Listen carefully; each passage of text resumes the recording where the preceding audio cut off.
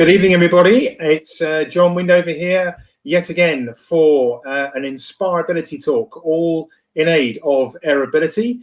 It's been a few weeks since we've come together for these unique insights into those in aviation that we've seen on the silver screen or aspire to be, doing what they do in our world of aviation. And, this evening, we've got a real special guest. Before I get to that, I just wanted to let everybody know that these Inspirability talks are available to be downloaded as a podcast of Spotify or Apple Music. So you can listen to these at your leisure. It doesn't have to be live, but please, if you are watching live this evening, do like, comment and share.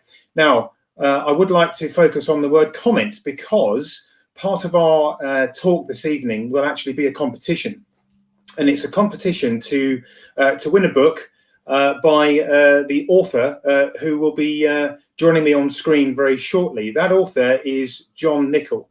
Now, many of you will know the name because John is a prominent publisher, actually, and has also been on the TV with lots of documentaries and also providing expert insights for the news channels about the exploits of what he got up to with his colleagues in Gulf War I, but also about aviation in general. John Nichol joined the Royal Air Force and served a career of 15 years and started off as a technician before getting a commission and becoming a navigator on the Tornado Force. Now, of course, the Tornado Force provided air defense and also ground attack, and John served on many missions, both operationally and in peacetime. Most notably, of course, if those of you who know of John's career in the first Gulf War, but John also served in the Balkans and also represented the Royal Air Force in the Falkland Islands, the US and Norway. Now, John was shot down during the first Gulf War on the first daylight low-level mission raid of the war.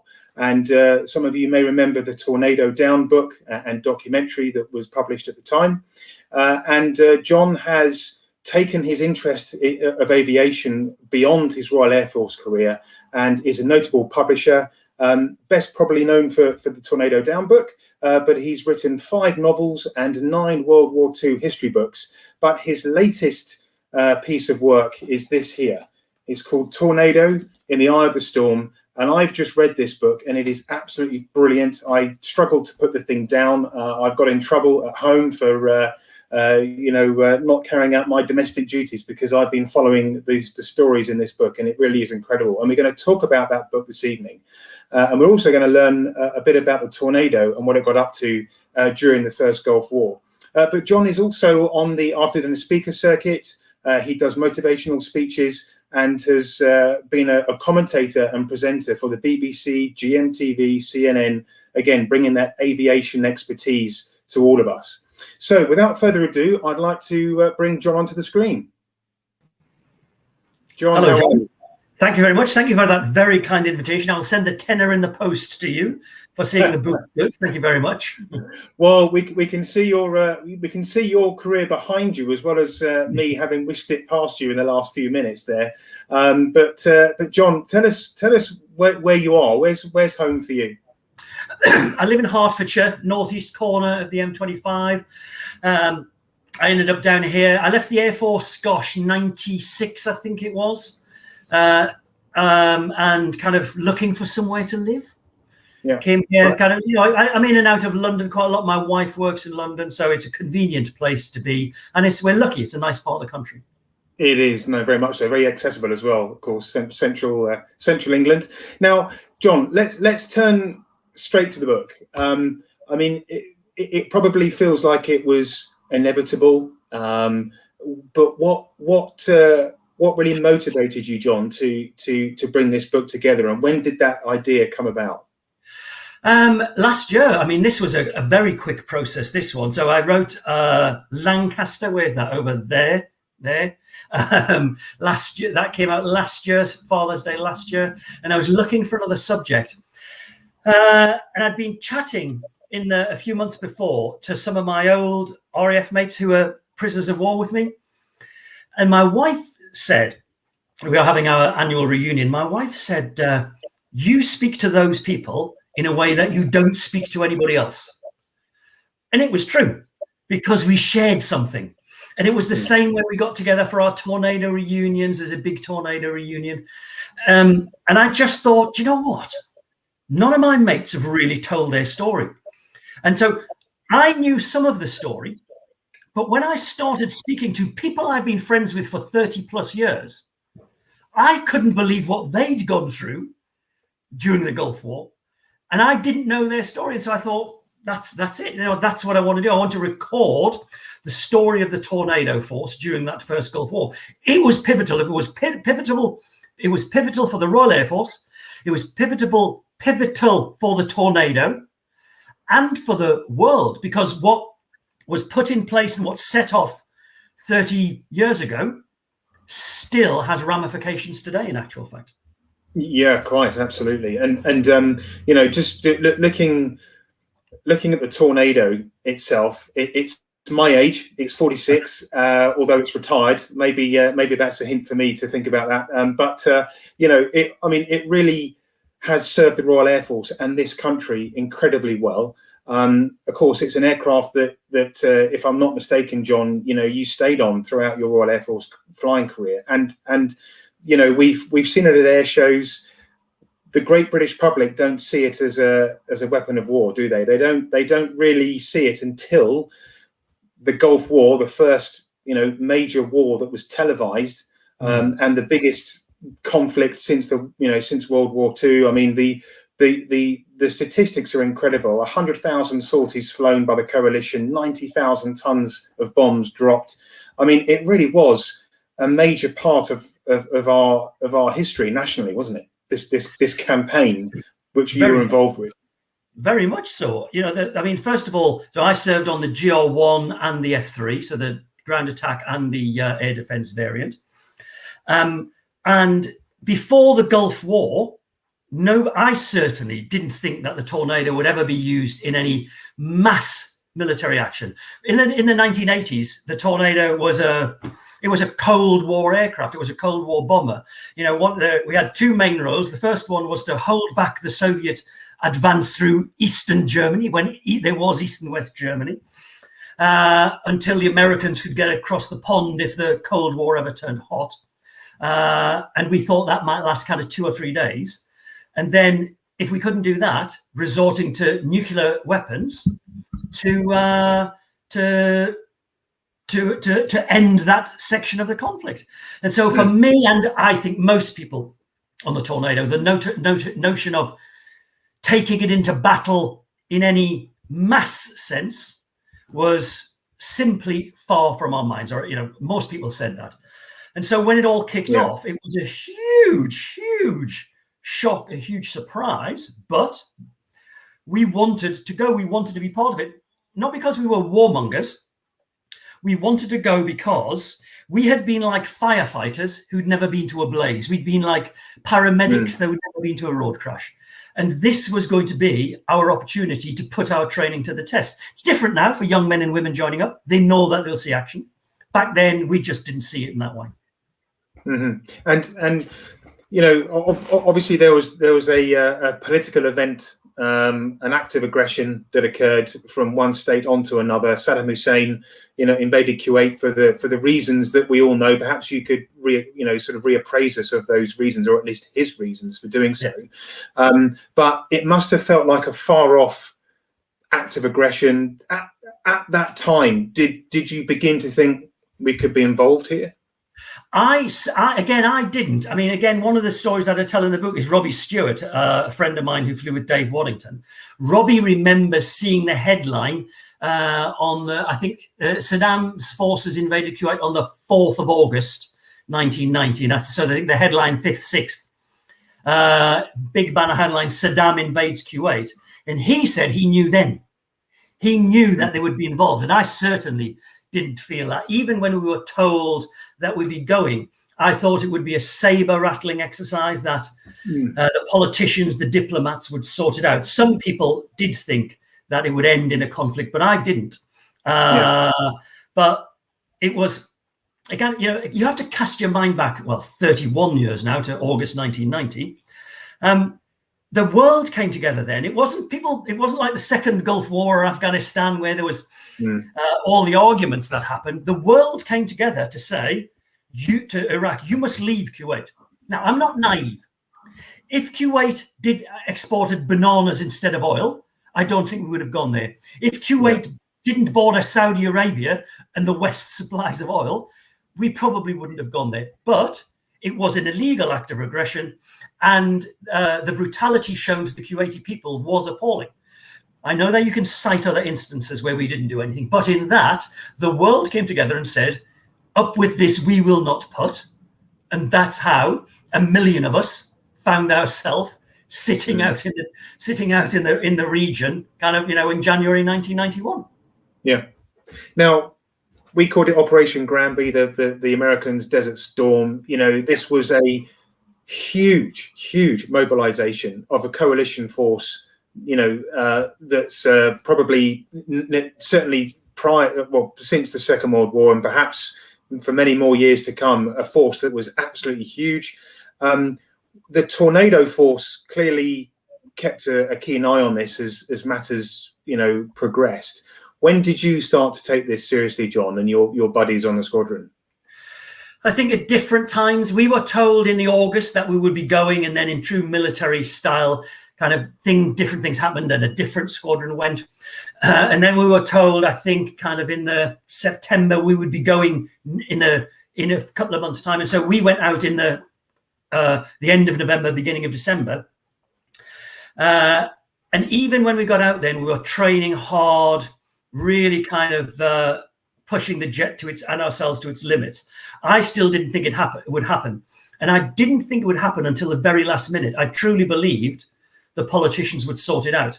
Others who were planning the mission, completely unbeknown to me, as a junior bod on the squadron, I didn't know any of this was going on. But some of the senior people were planning each mission. They certainly thought it would happen. But for me, I guess I might have been naive. I didn't really think it would happen until the moment it happened. Mm-hmm. Yeah. And I remember watching the build-up on TV. I mean, they called it the Top Gun generation. Those who are perhaps a little bit older than I, that found their calling to join the Air Force. Perhaps it was the Gulf War that many more found it their calling to want to join the Air Force and represent their country, because it really did feel like a very just war. Regardless of your political persuasion, it felt the right thing to do, and every opportunity was provided, of course, to find a peaceful settlement. But there you were, you found yourself in the desert. Tell us about the workup and the training, because obviously, for your entire career, you trained for something else, or at least a different enemy. And now you find yourself in a different theatre, a different part of the world, perhaps using the same method and tactics, but for somewhere completely different. I think it's quite an interesting point, John, because it wasn't different. The thing that was different about the experience was the environment. So living and working in a desert location. Now, in typical Air Force style, we weren't living in the desert. Bloody hell. We were living in Bahrain in the Sheraton Hotel, and so it was, as an experience of deployment, it wasn't bad. All my mates who were over at Tabuk in a very sparse base had a very different experience. And obviously the troops out in the desert, literal desert, had a completely different experience. But on the training side, we were doing what we'd always trained to do, which was utilize the Tornado's incredible tactics of ultra low level flying at night under the radar, using terrain following radar, and attacking airfields. That's what we were trained to do. And so that wasn't a surprise. We did exactly what we'd been trained to do. And we had trained with Soviet tactics. And that is mainly what the Iraqis had. Their integrated air defense system was a more or less Soviet designed integrated air defense system. Their missile systems, the SAM-2, the SAM-3, the SAM-6, the SAM-8, were all Soviet systems that we knew and had practiced against, whether it was in Red Flag in Las Vegas or up in Otterburn at the Rangers. We trained against all of them. Their jets, the MiG-29, that was for one of us. For us, that was one of our greatest fears, a really ultra modern Soviet fighter that, the Tornado, for all of its skills, we did not want to get mixed up with a MiG-29 coming in on our tail or something like that. So all of those things were what we trained to do. When we were out in the Gulf training, the basic restrictions had gone out of the window. So as we were flying, or the pilots were flying, the jets daytime down to 30 feet, I would imagine, something like that. And kind of, well, depending on which stage of the mission, kind of 500, 540, 560 knots. So in layman's terms, 640 plus miles an hour at 30 feet. Nighttime, we were flying multiple parallel track nighttime. So 8 jets go flying through the night in total darkness, no lights on. This is an era before global positioning, what other people might call sat-nav. This was inertial navigation systems in the jet. That's all we had. No night vision goggles. Although some were kicking around, the jet was not compatible with night vision goggles, and neither was the ejection system, which was really important. So we were using the jet at the edge of its wartime capability. There's no doubt about it. Yeah. Now, John, you mentioned the enemy. What did you know of your enemy? I mean, what could you do to best prepare yourself for what you thought you might come up against? Well, we knew all of their systems, and so the radar systems. We were constantly practicing tactics against surface-to-air missile systems, constantly practicing tactics against fighters. So we would get either some of our own jets, some of our own fighters, maybe the F-3s who were based in Saudi. We would regularly come up against Americans of F-18s, F-16s, F-15s out of Saudi, F-14s off the carriers. We would arrange full wartime practice missions with them. So, you wouldn't just have 8 Tornadoes. You might have, kind of a large training package of aircraft, air-to-air refueling, fighter support, defense suppression support. Nothing like it was on night one, let me tell you that. But that's your training as close to the edge as you can, so that when it happens for real, you're not shocked. We were shocked. Yeah. Now, there's a great photograph there, John, of the Tornado in its natural habitat, low level. I can see there. Now, there's a couple of questions. I'm just going to hit pause. I'll tell you what, just before you do, this is worth pointing out. So that is a fully armed Tornado out of Marham, and I think that was 1989. And so that jet has got 2 JP233s on. It's fully loaded. It's got the chaff and flare pod is loaded. The guns are loaded. Everything is there because nobody had ever really flown the jet fully loaded. And so I had never, ever seen a JP233, which is our primary weapon. I'd never seen it on a jet until I think probably the November before the war started. I'd seen one in the bomb dump when we went to have a look at it, but I'd never seen that. We'd never flown with all the chaff and flares fully loaded. We'd never flown with the guns fully loaded. And of course, we'd never flown the jet at its maximum all-up weight until we got out into the Gulf, and suddenly we were doing all that for real. And I think that configuration, if I remember correctly, was only flown maybe once or twice by a couple of crews in the late 80s just to see what it was like. And so we'd never, ever flown the jet in a full wartime configuration until maybe a month or so before the war started. Incredible. Yeah, just gives you a flavour of the task ahead of you before the air war started. And what I'm going to do now is, as I said earlier, for those of you who've just joined, we have a competition running this evening. So the best question put to John is going to win a signed copy of the book that we're talking about this evening, Tornado in the Eye of the Storm. It's John's latest piece of work, and as I said earlier, it's a fantastic read. There's a couple of questions that have come in already. The first one is from Darren Judd, perhaps a name you might know, John. Hi, John. Having flown both the GR1 and the F3, apart from the obvious visual differences and roles, how did they compare to fly or operate?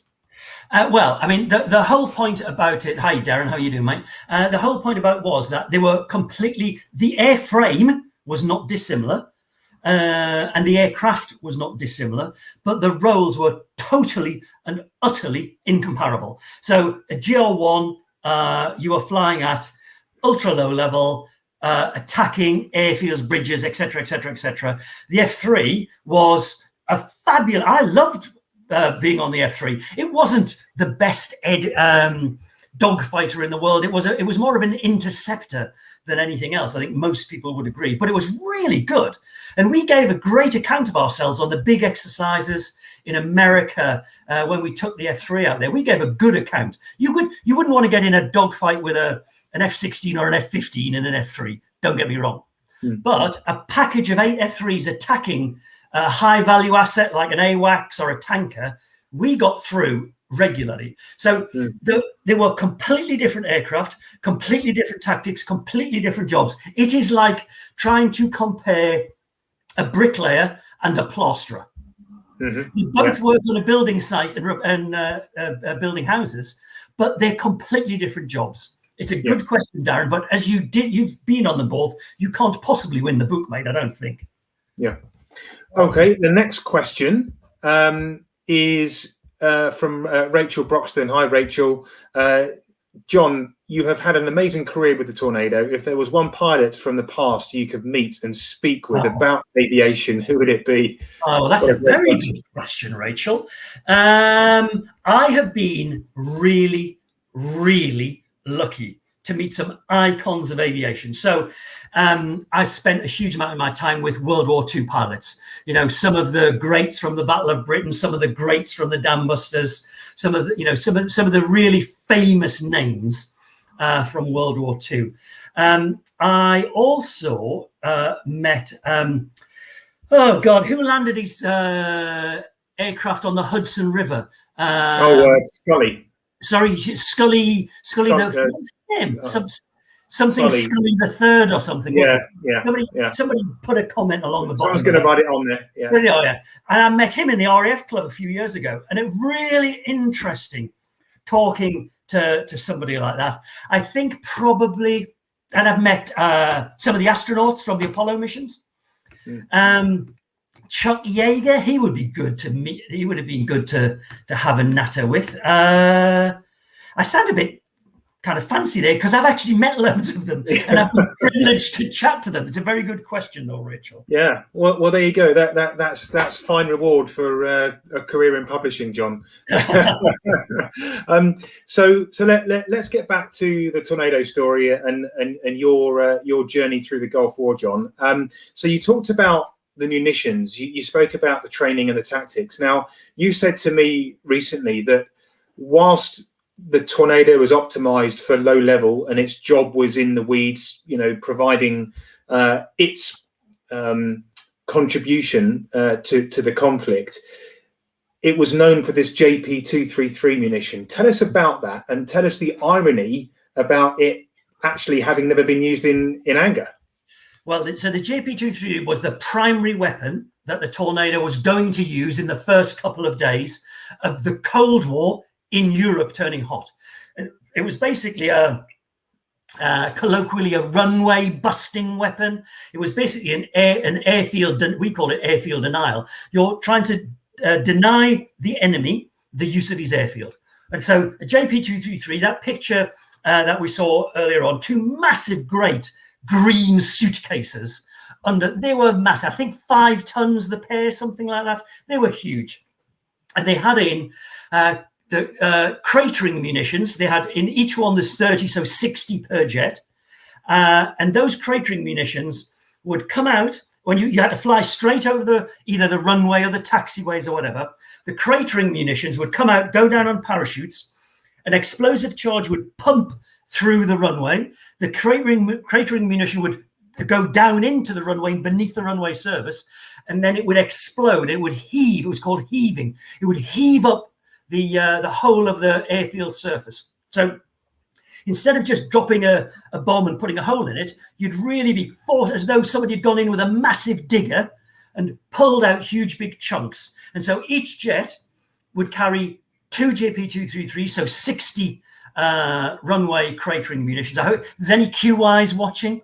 I'm sure they're going to correct me on my figures here. And the back portion of the jet had the other portion of the jet had, of the JP-233 had 215 basically anti-personnel mines. So while you pumped out 60 runway cratering munitions, you would also spray out 430 mines. Now, so if you then put 8 jets over an airfield, somebody else do the maths, 8 times 60, 8 times 430, that you're pumping out a huge amount of ordnance, you're destroying the runway surfaces, and you're sowing a minefield. So if anybody tries to come and repair it, they're going to get blown up and killed. Mm-hmm. And it was a very effective weapon in theory. It had 2 problems. It was designed for the Warsaw Pact airfields, which were built on a substrata of clay and soil, so that the charge would go through the runway, not go down too far, and it would blast the runway upwards. Nobody's really all that sure how well they operated, pumping down into desert and the sand actually absorbing the charge. And the other problem that you had with them, you had to fly over the airfield straight and level. The minimum height was 180 feet. So at night, the guys that on the first night were going in on TFR at 200 feet. Maybe 30 seconds before hitting the airfield, they'd trip out the TFR, and then they'd go down on either the Radalt or whatever at 180 feet over the airfield. But you had to fly straight and level till this whole thing came out. And so that was a bit of a shocker on the first night when the guys came up against the flak and the AAA, which they had not expected. But that's what it was. That's what we were designed to do. That's what we trained to do. And that's what the Tornado did for the first, 2-3 nights of the war. Now, John, I remember, I think I was doing my GCSEs at the time. So I was hugely distracted from my studies, as you might imagine. And I remember as a 15-year-old thinking, these guys are putting themselves in harm's way, low level, spearheading the attacks, and certainly for the first few days of the war, the Iraqi defenses were essentially at least more intact than they were, days beyond. So, and I remember in your book about how Schwarzkopf made a particular reference to the Tornado crew. I don't know if that's me gone off, John, or you, but you've Can you hear me? Go ahead. Go ahead. Yeah. So I was just saying that Schwarzkopf, the overall commander of the coalition forces, made special mention of the Tornado force and the pilots because of the missions you were flying. Give us a flavour, John, of those you spoke to and your personal experiences about what it was like taking this aircraft to war and what you were faced with. I think there's 2 really important things, John. So as context, a lot of people at the time and in the aftermath were talking about the low-level operations and how it was just the Tornado that was doing it and how it was dangerous and should they really be doing this. And I think what everybody's got to remember is on the first 2 or 3 nights, the huge swathes of the Allied force were flying at low level. So all of the Tornadoes, the Saudis, the Italians, and the Brits were all at low level. All the Americans, like the A6s off the carriers, were all flying at low level. F-15E, the Strike Eagle, they were all at low level. There were 2 Strike Eagles lost in the first 48 hours. One of the most modern jets in the Allied inventory. 2 were lost at low level in the first 48 hours, I think. The B-52s. So B-52s, what's the wingspan of a B-52? Somebody type it along the bottom for me. 180 feet, I think, something like that. The B-52s were flying at 50 feet on the first nights, going in towards their target. Wow. This misconception that only the GR1s were flying at low level is completely and utterly wrong. So almost all loads of the Strikers were flying at low level. Flying the Tornado at night was just astonishing. So my first op was daytime, but in the book I talk about the guys who flew that first operation at night. So this is the first time the Tornado had ever been used in action. And I described in the book, so there's 24 jets, 8 from each of the 3 bases, take off to attack their targets. And they're heading over the Saudi-Iraq border 200 feet in the dead of night. So to all of the private pilots out there, this isn't night vision goggles. This isn't global positioning or anything. This is inertial navigation for navigation and terrain following radar sweeping the land ahead of you. And in layman's terms, looking for the rise in the sand dunes, looking for masts, looking for power lines. And you could set the GL1 to fly at 200 feet, hard ride, you would call it, because it had 3 different settings, and it would hold you at 200 feet, and it would bounce, it would just go across the top of everything. So you would maintain 200 feet separation from whatever was beneath you. And John, I have to say, sorry, I mean, going through my mind as a pilot, that must have required implicit trust in the technology and complete and utter trust of the guy in the front seat as well to make those judgments. You didn't have to trust the guy in the front seat at all, because he's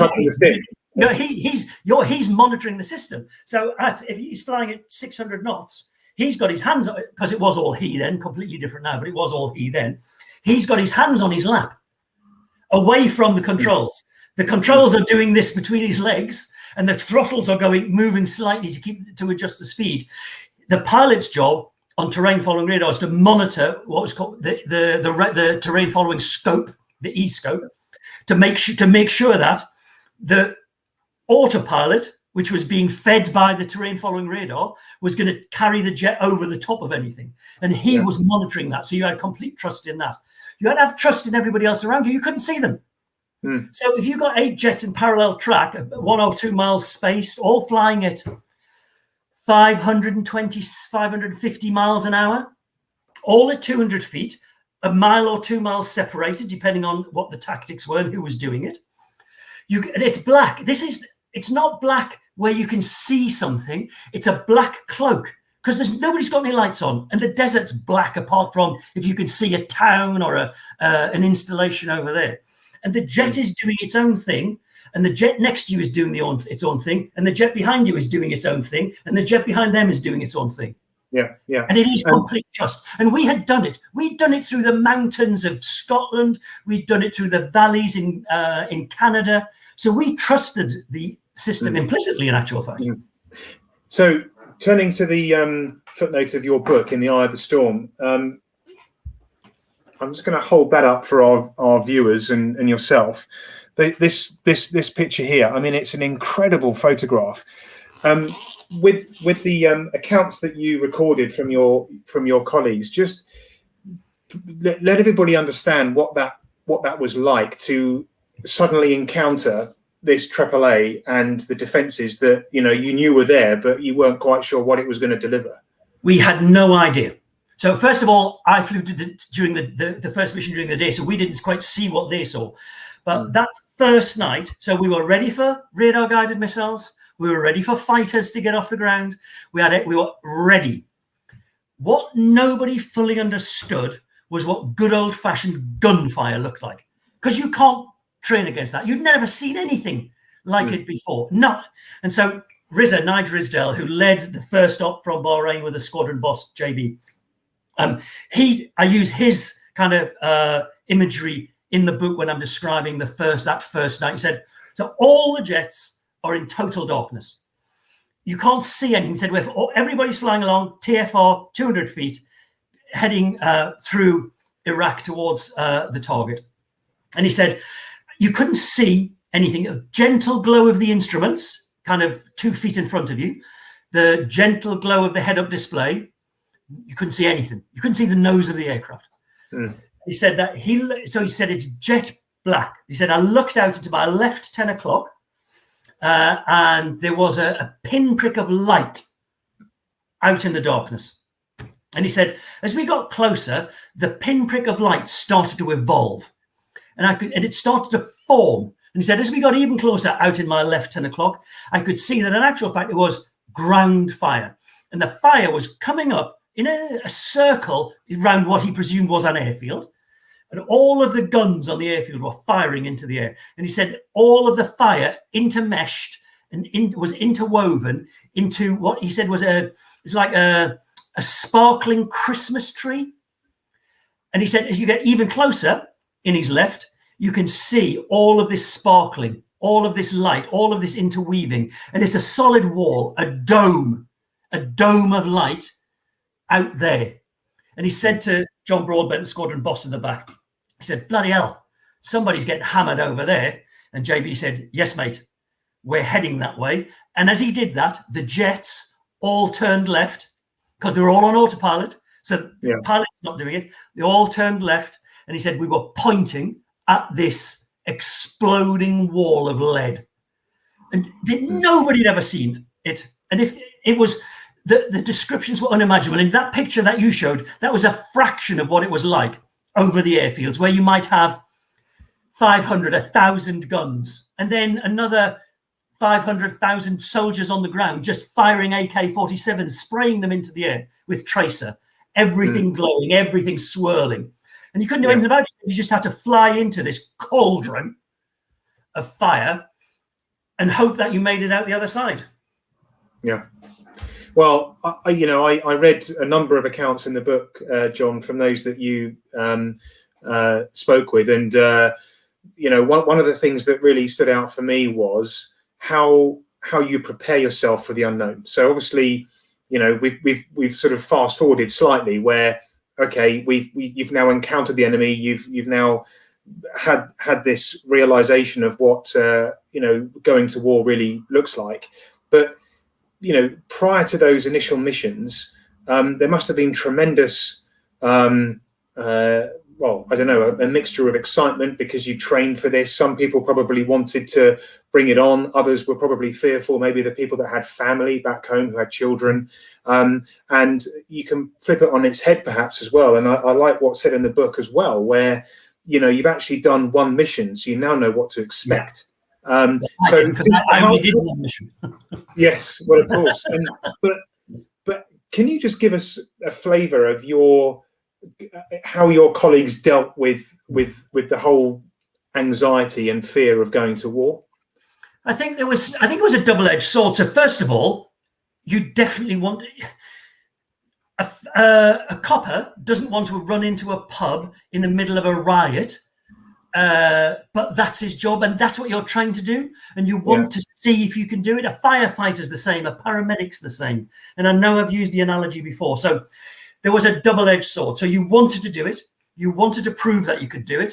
You wanted to do it because your mates were doing it, and you didn't want to let anybody down. And it was exciting. Don't get me wrong. It was exciting. People were being given the chance to do the job they trained to. And at the back of the mind, there was absolutely and utterly the very real notion that you could die. And as more jets were lost, as kind of day 1, day 2, day 3, day 4 happened, that certainly became to take hold. Not for everybody and not across the force. And people were affected in different ways. But it became apparent, speaking to especially some of the senior leaders, that some people were feeling the strain. Some people were wondering what might happen.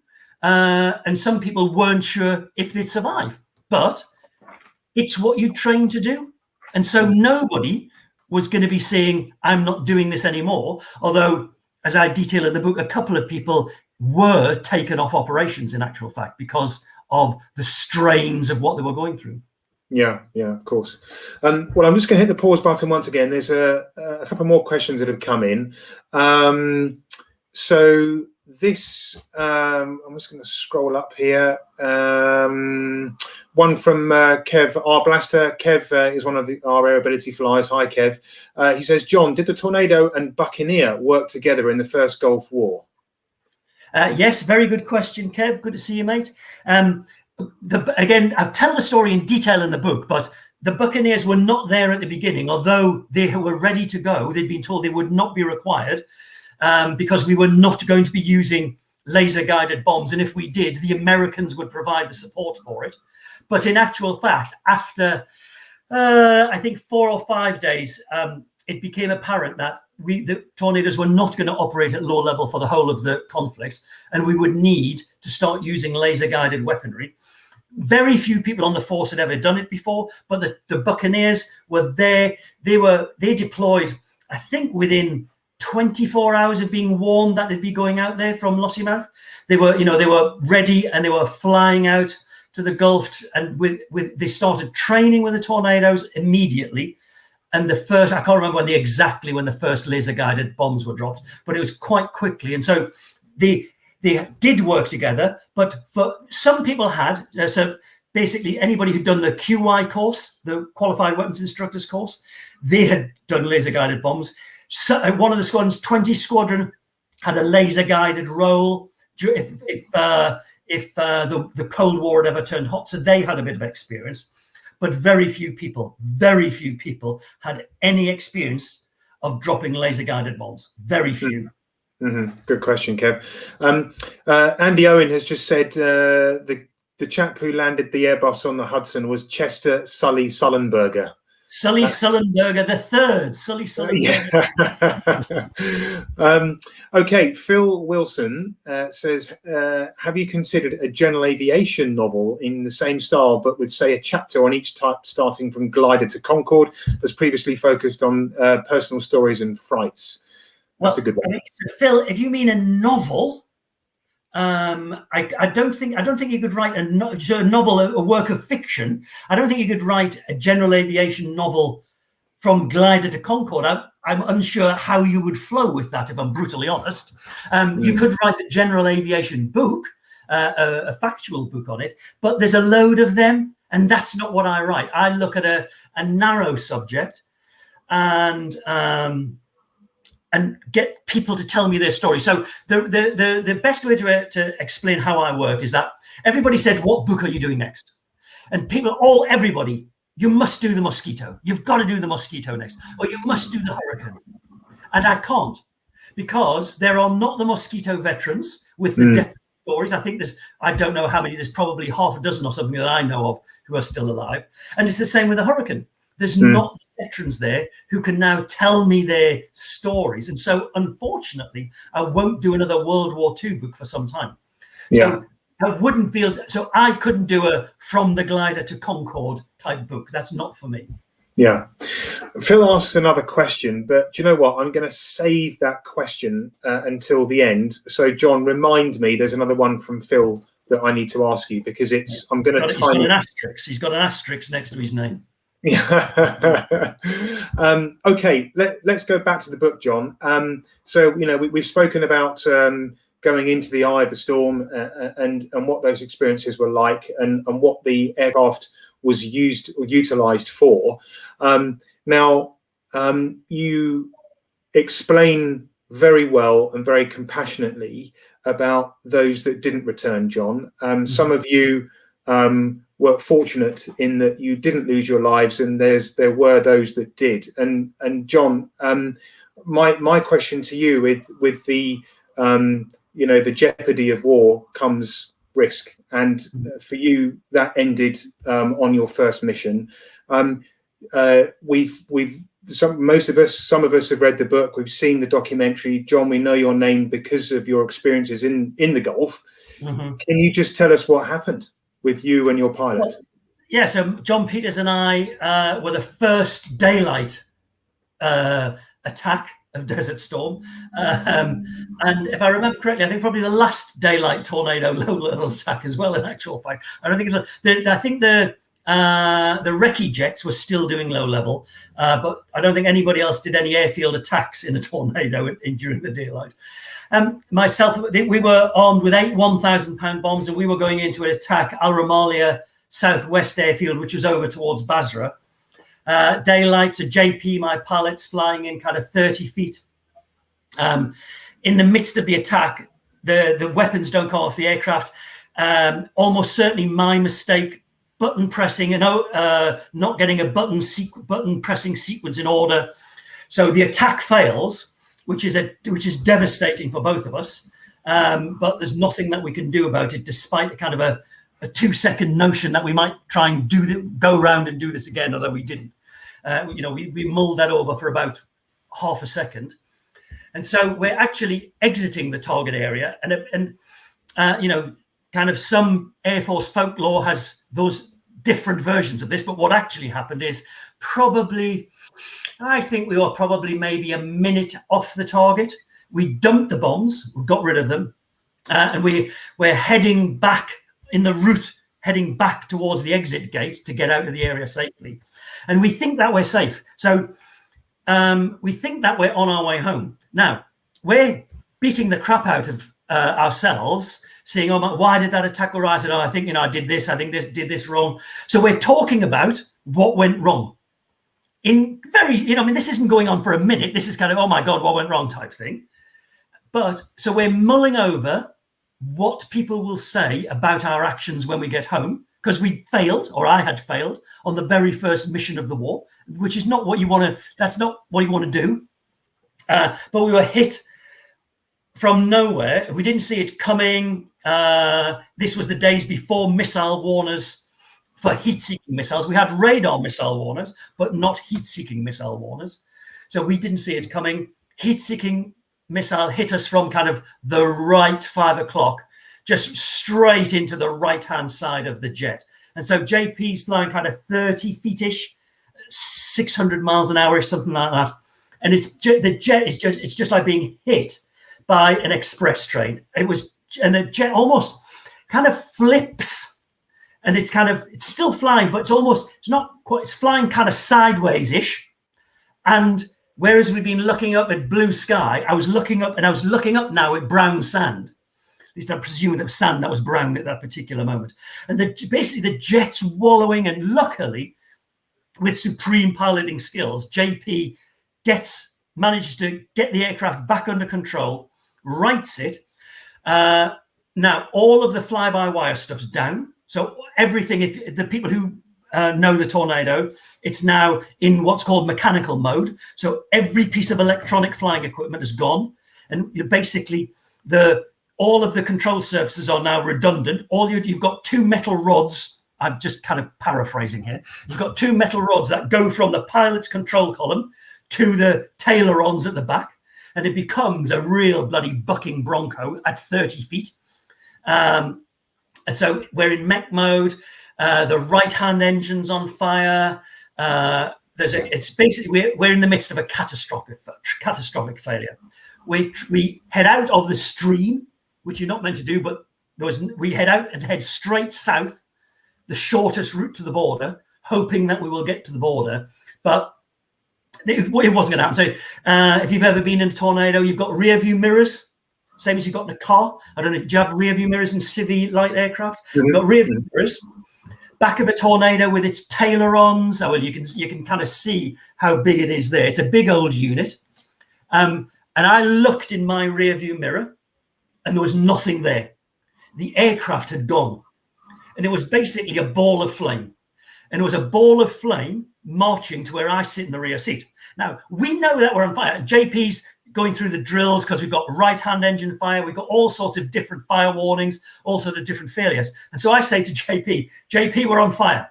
And he says, I effing know we're on fire. I said, no, mate, look in the mirror. And so he looked up from trying to sort all these other, and we're just flying a freaking inferno. I mean, it's like a comet. And, you're in real danger of just kind of exploding there. Now, you might have 5 seconds. It could go on for another 3 or 4 minutes. We could go close at the border, but we said, right, we've got to eject. So he pulled up, and I think we ejected it probably, I don't know, I think probably 200, 300 feet, something like that. I put out a broadcast to tell AWACS that we were coming out, although apparently nobody heard it, and broadcast our position, reference a code point. And then we just pulled the handles and started the ride. Now, one of the things that I would assume happened thereafter was falling back on your training. And clearly, you've found yourself in this position. You've only got one choice. And then what happened next? I mean, clearly you both survived the ejection.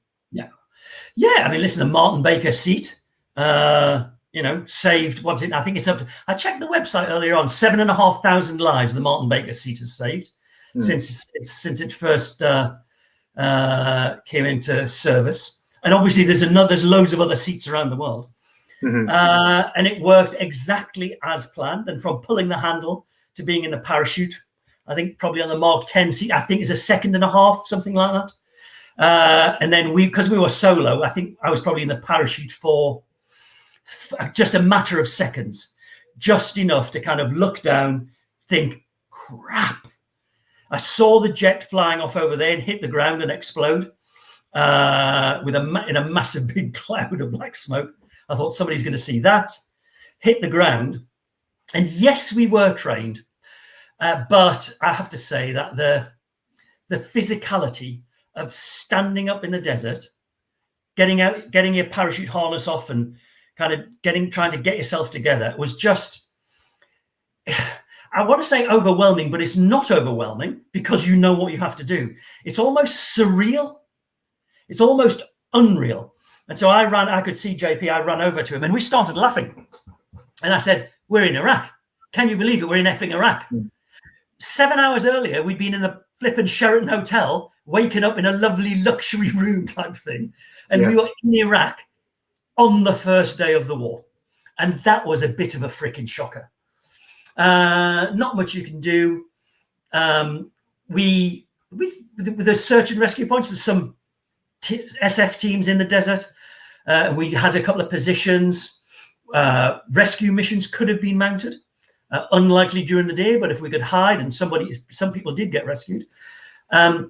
So we set off on the run to a search and rescue point. It would have been a marathon. I think it was about 20 miles away, but we could have done that. But the people that had shot us down knew that they'd hit us. They'd seen the aircraft explode. And so after about, I can't remember, maybe 3 hours, kind of shots started to ring out. And real, have you ever played Call of Duty? If you're younger, if you've played Call of Duty, or if you're older and you watched cowboy films in the 60s and the 70s with your mum and dad on a Sunday afternoon, it was that kind of bullets whizzing past your ears.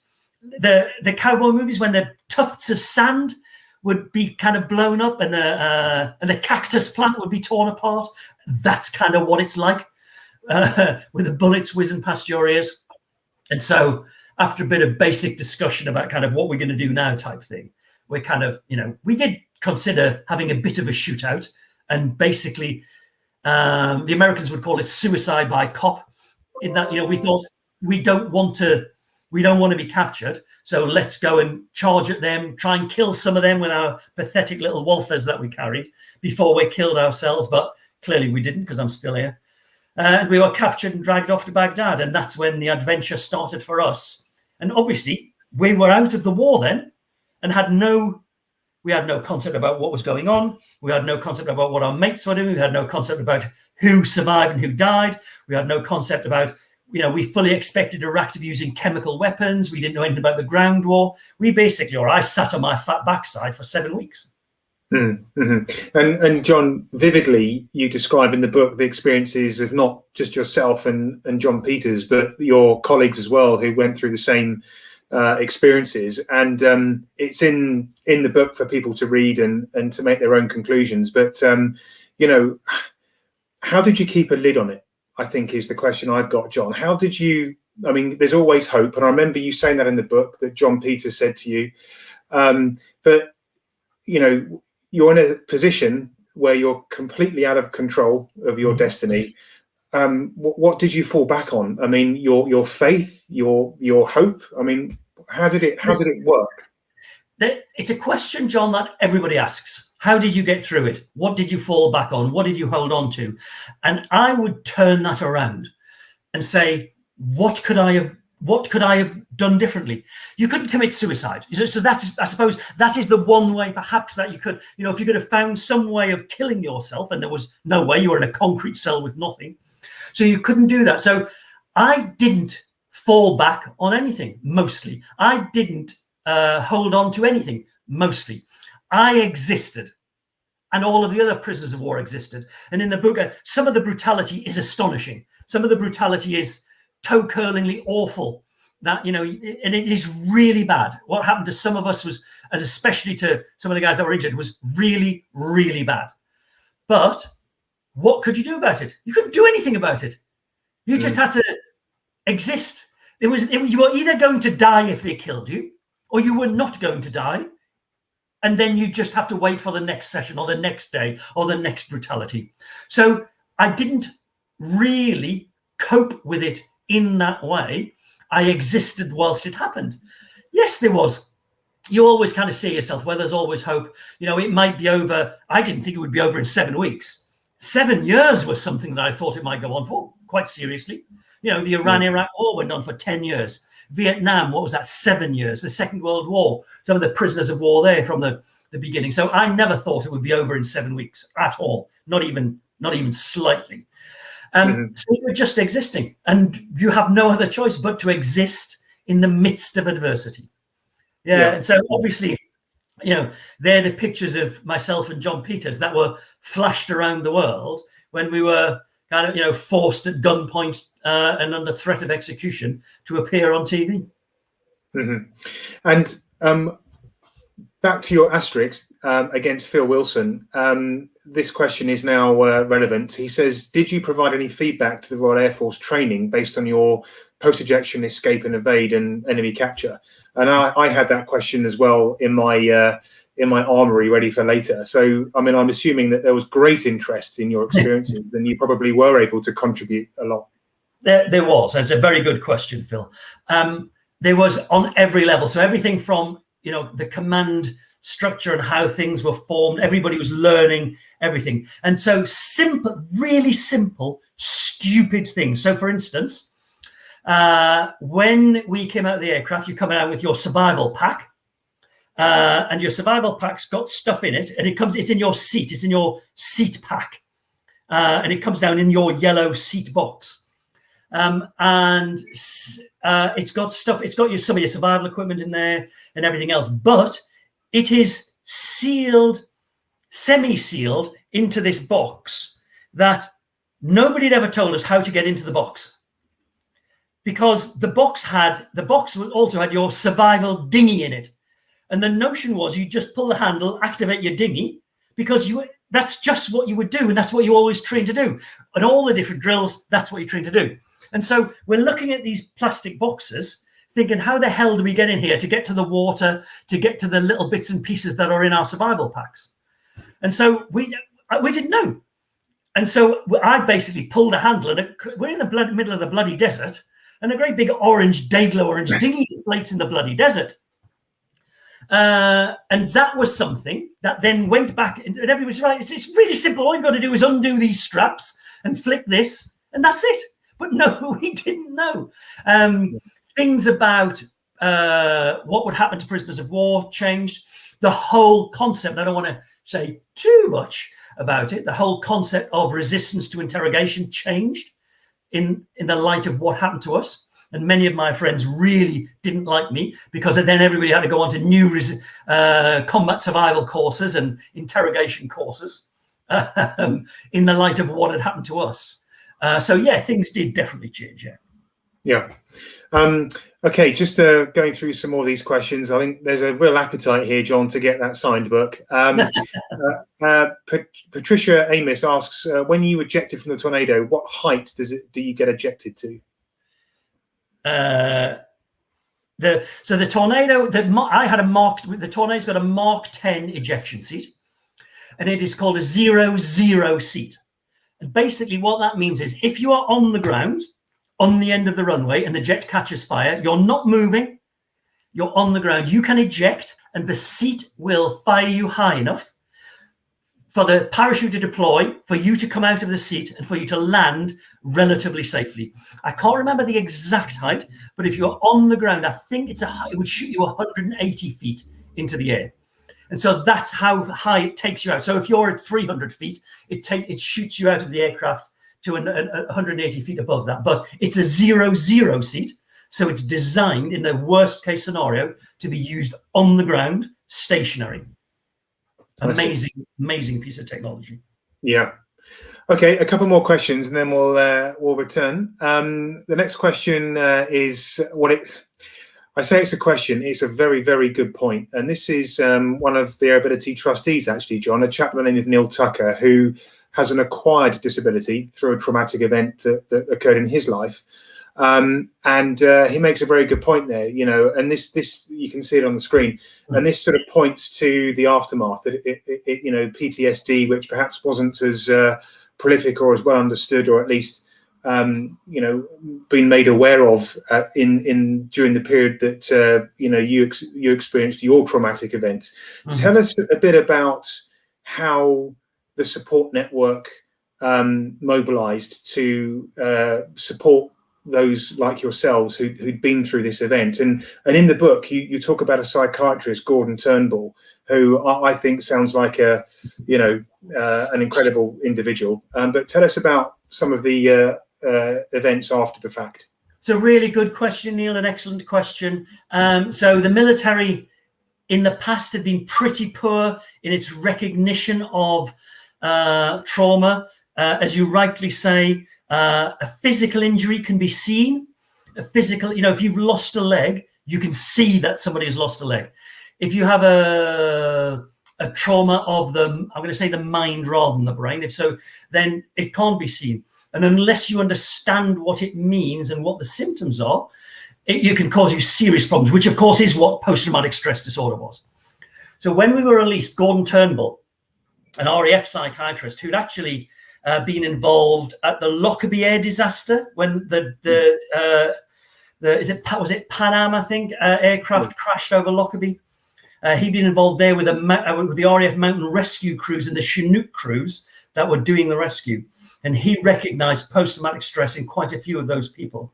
And he fought the RAF authorities in a big way to ensure that we, the prisoners of war, were not allowed to simply go back straight away, join our families, get hammered, have a curry, and think it was all over, because that's what we wanted to do, don't get me wrong. And he held us prisoner in Cyprus, and we railed against this, and I talk about it in the book. I was not happy with this at all. I did not want any part of this. I thought it was nonsense, but he was absolutely right, because we all, in various ways, needed to understand what we'd gone through, how we might feel about it, and it was really important. Now, the caveat to that is, I would say, so he did that for the 7 RAF prisoners of war, and I can't remember how many Special Forces SAS guys there were. Obviously, 1 or 2 are well known. There was quite a few others that have never been heard of. So there was, let's just say, there was about 14 or 15 of us, but there was another 45,000 British service personnel, some of whom had seen some horrific things. But we were lucky we got care, and I thank Gordon to this day, and have done only recently when I was chatting to him, because it was absolutely the right thing to do. Good question. Yeah. Now, part of that decompression was spending time, as you say, before, we know where I'm going with this, don't you? I do. Your time at Akrotiri. So tell us about Rupert Clarke's escape committee. So we were, as I say, we wanted to go home. But we were flown to Cyprus to the military hospital, and they were really good. They were great. But we were there for, I think, 3 days. And I think that after day 1, some of us were getting a bit bored. And so Roops and I decided we were going to organize the first prisoner of war escape since, I don't know what, Korea, I suppose, something like the Falklands, maybe. And we got everybody together, and we persuaded one of the medics, I think he got into fearful trouble in the end, to, during towards the end of the day, to drive us over to the officers' mess. And we managed to get one of the SAS guys who'd been really badly shot up. We managed to get him in the lift unseen, in his bed, down onto the bottom floor to get out of Cyprus. I think it was the bottom floor. But he was then in too much pain. So we had to take him back. This was like something from World War II. We had to take him back up. And then all of the RAF guys, and we all had a minder with us. So everybody had been allocated a friend to come and look after them, to be by their side, one of our squadron friends. So we all got in this minibus and headed off to the bar. And it was one of the most joyous, moving, fabulous occasions. I feel quite emotional now of my life, because the bar was packed, because Cyprus was the hub of operations. People were coming and going. There must have been, I don't know, 200 people in there or something, because, 7 o'clock at night in Cyprus, in the middle of a massive operation with jets going back and forwards. And we went in there, and the cheering went up, and we never bought a drink, and we were drinking. We said we'd only go for one quiet beer, which we did. We had one quiet beer, but then we had 10 really loud beers after that. And whilst we were enjoying those 10 really loud beers, the crap hit the fan in the hospital because there was still an ongoing terrorist threat. And we'd escaped, and nobody knew where we were. And so the search parties went out. Nobody thought, I know what we'll do. We'll whiz over to the other side of the station and see if they're in the officers' mess bar. But we got back, and they couldn't really do much to us. We were just, but the guys we were with, our minders, got into fearful trouble and got some industrial bollockings. And I remember this is one of the, I think it's Nick Hurd who was there to look after Rupert. Nick said, so the most senior medical officer was giving him an industrial-sized bollocking about how he was in fearful trouble. And Nick was just thinking, do you know what? I was nearly killed 8 nights ago flying on operations over Iraq. I'm going to be fine. If you can bollock me all you like. Well, we had a great night, but I was slightly ashamed at all of the trouble that we caused. Oh, it's a really good part of the book. And talking about this emotional roller coaster, John, as a reader, one of the things that at least I felt profoundly moved by, John, was your account about those that didn't come home and their families.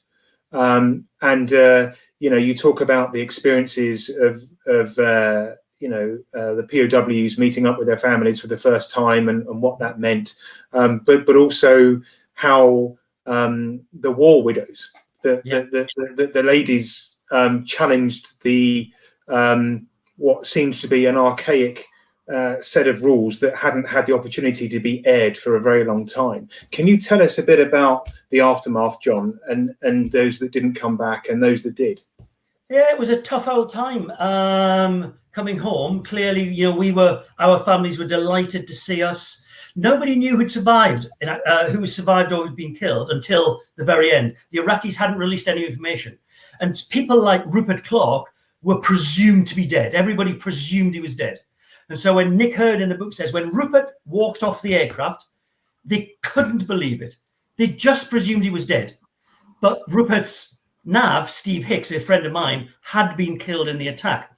And we were flying back to, in our case, Larbrook, to our base in Larbrook. And we were, my mum and dad and brother had been flown out to Larbrook. We were in the mess drinking. Everybody was there. People came from around the station. There was a huge party on I think it was the Sunday afternoon when we flew back in. And yet some of the people who went home, so Nick Hurd went back to his wife in the married quarters. Half a dozen doors down, people were being told that their husbands weren't coming home. And that contrast was quite difficult. I mean, that was, for the wives, and it was obviously all wives then, being told that your husband's not coming home, for a child to be told your dad's not coming home. That was really tough. And I cover some of it in the book. And then they had all of the other things to contend with. So Jenny Green, her husband was killed before the war started. He was actually a group captain, although he was still OC 27 Squadron. He was killed in a flying accident training, preparing to go out. He was killed. And she talks about her experiences in the aftermath. So she said she felt like as though she was a leper, unwanted. Now, nobody set out to be mean, but the military had to move on. They needed her married quarter back because a new boss was coming in to take over the squadron. She had to move out of her married quarter very, very quickly. She felt, she had her station pass taken away very quickly, so she couldn't go onto base. She stopped receiving invitations to go to the little drinks parties and everything else. Not because anybody was being mean or nasty. It was just everybody had to move on really quickly. And then her fight for the rights of widows started in earnest at the end of the war when there was quite a few RAF widows. And she decided to use her experience to change the system, which she did. Simple things like kind of, you don't have to move straight out of your married quarter. A pack of information to say, this is what will happen to you. A pack of information to say, these are your entitlements. One of the most egregious ones in it sounds quite pathetic now, but it was egregious that I think. If your husband was killed, you would have a war pension and his military pension. But what you could not then do is remarry, because the system said the little lady, using that's inverted commas before the little lady, if she remarries, has got a new man to look after her, so she doesn't need her husband's pension that he earned, that he died for, and you would lose it. If you wanted to remarry, you lost your war widow's pension, you lost your military pension. And she changed that. She fought, and I think fought for probably 15 years, I think it was, to get that change. So there was a lot of changes came about in the aftermath of that conflict. Yeah. Well, a silver lining, perhaps. But the question I'm looking at here from Andy Owen is a good one. I'm just going to return to a couple of questions here, and I do recall, John, a documentary of when you returned to Iraq, and it says here, after the war, did you go back to Iraq and maybe meet with those who captured you and looked after you in the prison? It's an interesting choice of words there, Andy. I do seem to recall you did something on this, John, didn't you? And what on earth was that like? I really, I went back in 2000, so to 9 years after the war, to make a documentary for the BBC, for BBC Breakfast, about the war 10 years on. So it went out in 2001. I think it was amazing. The Iraqi people, this was still obviously under Saddam Hussein's evil dictatorship then. Although I would suggest it was probably safer for me then than it would be to try and go now, to be perfectly honest. But that's another long story. They were, on the most part, really friendly, really polite, really pleased to see me. I went back down to the airfield near where we'd been shot down, found an Iraqi pilot who'd been, I think he'd been shot down himself, and he'd obviously, so back 9 years before, he would have been trying to kill me while I was trying to kill him. We went out for lunch. He was so hospitable. He took us, everybody, the film crew and everyone, went out for lunch, and sat, classic hospitality of the region, 3 or 4 hours in a restaurant, lunch. I went back to the prison where I was held with some of the military guards, not the hideous place. I was in the secret police, the Mukhabarat headquarters. That was awful. Didn't go there. And Abu Ghraib, which became notorious after the Americans took over. I didn't go back there either. But I went back into the cell where I'd been held for, I think it was probably only a week or something at the beginning. And I found it enlightening and emotional, because they were so lovely, so pleased to see me. And the terrible was that 3 years later, in the midst of obviously the second Gulf War, again, a completely different conversation, obviously, it changed completely for all of them. And their world, changed completely. And for the most part, they were really good, honest, decent, reasonable human beings. Good question, Andy. Yeah. Okay. Well, let's move to what I think yet again, John. You took me on an emotional roller coaster in the book, and a lot of us flyers have it in the blood, running through our blood, and that was, the Tornado itself, the aircraft that looked after you during that traumatic event that you had, and many other crews. It served with distinction in the Royal Air Force, but all good things come to an end. And you talk wonderfully in the book about an event that occurred that the then Chief of the Air Staff, Sir Stephen Hillier, hosted and made a speech about the Tornado Force in terms of the aircraft itself, but also the people. Just tell us about that day. It was a great day. So that was back in 2019, I think, the final disbandment of the Tornado at Marham. And it was a fantastic, a really emotional parade, and then it was really. I think that if you've ever been in the military, you kind of understand. It was just being back in kind of a brotherhood stroke sisterhood with everybody, seeing old mates again. So there was the parade, then everybody went back to the officers' mess bar for a few beers, then everybody disappeared, got ready for the formal dinner in the evening in the massive hangar. So Sir Stephen spoke. The Defence Secretary spoke. I can't remember. There's some other quite a few other important people there, but most of it was just about this kind of celebration of friendship, the aircraft itself, because by then the aircraft had been on ops for 30 years, nearly continuously, in actual fact, nearly continuously. And it was really interesting. So I think the boss of, I think I've got this right, the boss of 9 Squadron was then Wing Commander James Heaps. And I was chatting to James, and he was telling me he'd been a young boy, a schoolboy, watching this unfold, and he'd been inspired to join the Royal Air Force because of the war. And so when people say that, you think, oh my God, that just makes me feel old. And then something even worse happened. I was introduced to a young pilot who had dropped some of the last bombs from the Tornado over Syria and Iraq on that operation before it had flown back in the January, I think, of 2019. And I was chatting to him, and it transpired that so he finished the war in the Tornado in 2019. When we had gone to war in 1991, he had not been born. And that is when you realize the length of time of the Tornado in service and how old you're getting. Yes. He'd not been born when we had gone to war. And that's quite interesting to think about it in those terms. Yeah. Incredible. Right, last question goes to me, and if you think it's the best one, please don't give me the book. I'm going to leave you to make the decision on the best question. But the last question for me is: this must have been, an incredible experience for you putting this book together. And I think you touched on it earlier on. You learnt about experiences from your friends that perhaps you'd never really spoken about over the last 30 years. Tell us about the personal experience, John, of you putting this book together. It really was.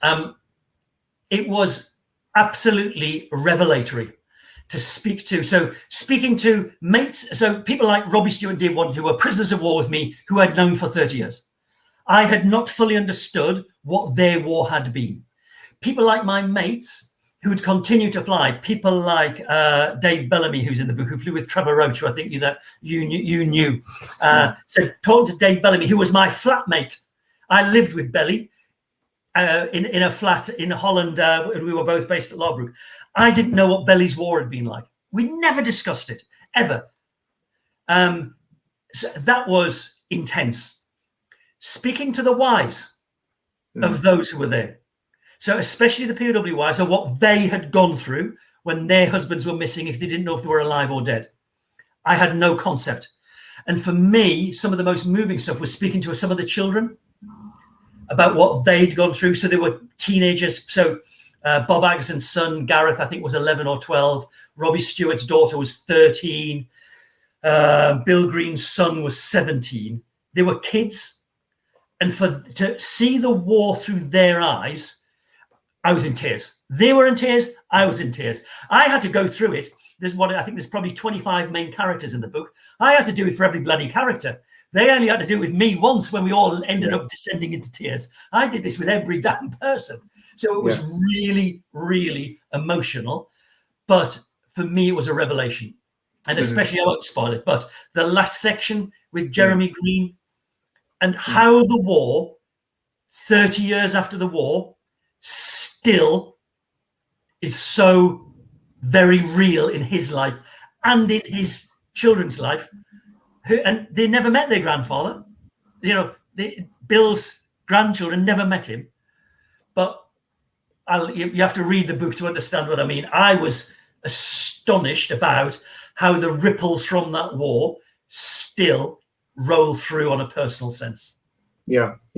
And John, what an endeavor you've taken on, and it's so nice to see it. It must be very pleasing for you just to see the success of this book, and it clearly has earned its place as a bestseller This is a great point in our chat this evening, John, to just talk about the second career, essentially, which is a publishing career. What have you always had an interest in telling stories? And I mean, you know, how did this evolve? I mean, clearly it evolved from your career in the Royal Air Force. I remember seeing you on the TV. By accident. It came out by accident. You know, when we came back, the story, people wanted to know the story. John Peters and I wrote Tornado down. Then we wrote another book called Team Tornado, just about life in the Air Force. I never thought much more about it. But then when I left the Air Force in 1996, I then wrote kind of another 5 novels. And then looking for something to do, because I didn't have a job, I thought, well, I might try this writing lark.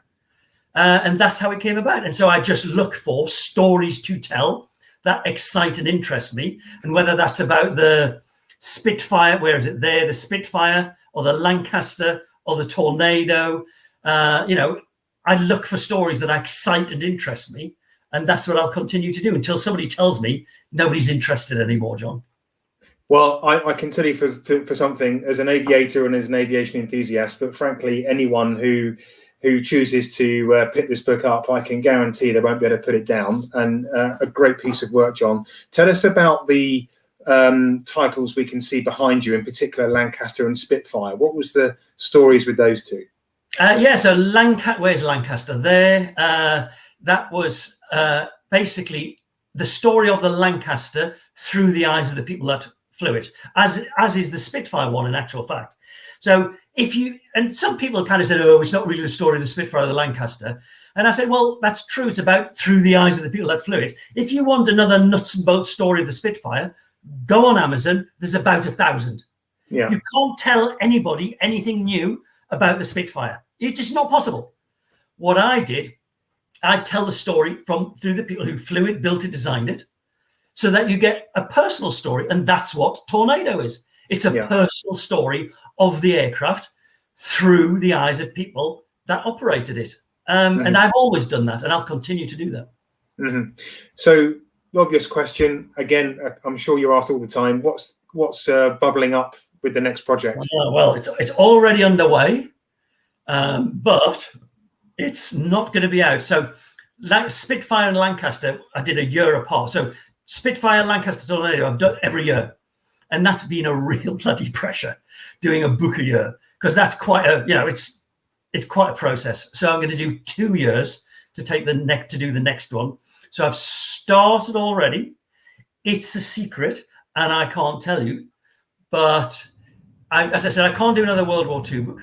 I'm not going to do stuff like the Harrier because that's well done already. I'm not going to do the Vulcan because that's done already. I'm going to do something different. Okay. Well, you've heard it here. John, it's been an absolute pleasure to talk to you this evening. And, I'm sure you've told this story over many times, but finally, people can buy a book instead of asking you all the questions. No, it's fine. And listen, John, I mean, seriously, John, it's been great. It's really good to have somebody who knows the stuff and kind of is knowledgeable. So, it's been great chatting to you about it. It's not an interview, it's a chat. And obviously Harvey in the background, who's arranged it all and kind of persuaded me to come and do this for you. It's been a delight to do it. I've done little bits with Aerobility years ago, but it's always just about giving a signed book for one of your auctions. So to do this with you guys. So thanks, Harvey, in the background there. Thanks to you. I've really enjoyed it. Maybe I'll see you at some sort of event in real life. Of course, we've already heard that you like a drink, and there's no better place to have a few drinks aplenty, which is the Aviators Ball, which we do in November, the end of November. So there you go. There's the invitation. So we can share a drink then, John. But there's one last thing I need to do, of course, which is to figure out from your perspective which was the best question of the evening. There's some really good questions, some quite ones that I haven't been asked before, but I think for the most The one that for me is quite a personal one. It was Neil. I think it's Neil Tucker. Neil Tucker. Asking about kind of the traumatic events, how that affects you and how that continues to affect you. So I think that, Neil, excellent question, my friend. You in the signed book, if that's okay. Oh, that's wonderful. Well, I'm sure he's going to light up the chat in just a second. So I would normally say that Neil can contact the front desk at Aerobility, but he actually sits at the front desk. Have I chosen somebody? That sounds like a bit of a fix. No, that's fine. No, not at all. No, not at all. He's always full of good questions. But John, look, once again, thank you very much for joining us this evening. As I've said to everybody listening right now, you can download these as podcasts. Please tell your friends, send this far and wide, because I do feel a genuine affinity with you, John, and what Aerobility stands for. It's about celebrating the ability in people and looking beyond the adversity and seeing what really the human spirit can achieve. And it's been a real privilege to talk to you this evening, John. So from myself and all of those listening this evening, thank you very much.